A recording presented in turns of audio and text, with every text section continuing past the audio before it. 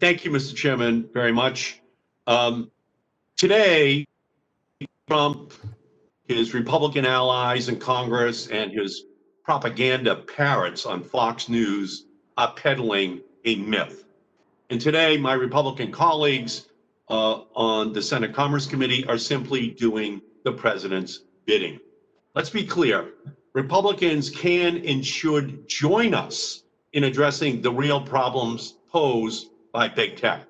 But instead, my Republican colleagues are determined to feed a false narrative about anti-conservative bias meant to intimidate big tech so it will stand idly by and allow interference in our election again. Here's the truth. Violence and hate speech online are real problems. Anti-conservative bias is a problem. Our foreign attempts to influence our election with disinformation are real problems.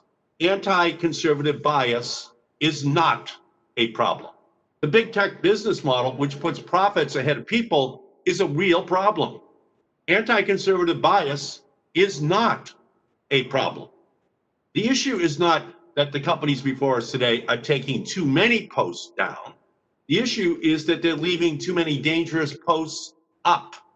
In fact, they're amplifying harmful content so that it spreads like wildfire and torches our democracy.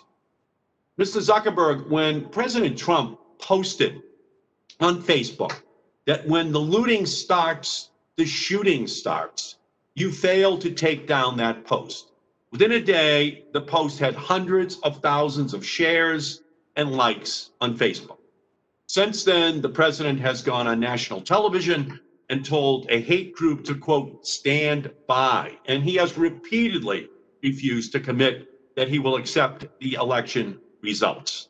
Mr. Zuckerberg, can you commit that if the president goes on Facebook and encourages violence after election results are announced, that you will make sure your company's algorithms don't spread that content and you will immediately remove those messages?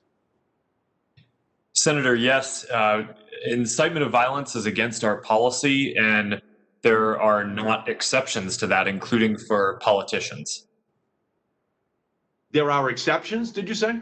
There are not exceptions. There are no exceptions, which is very important because obviously there could be messages that are sent that could throw our democracy into chaos.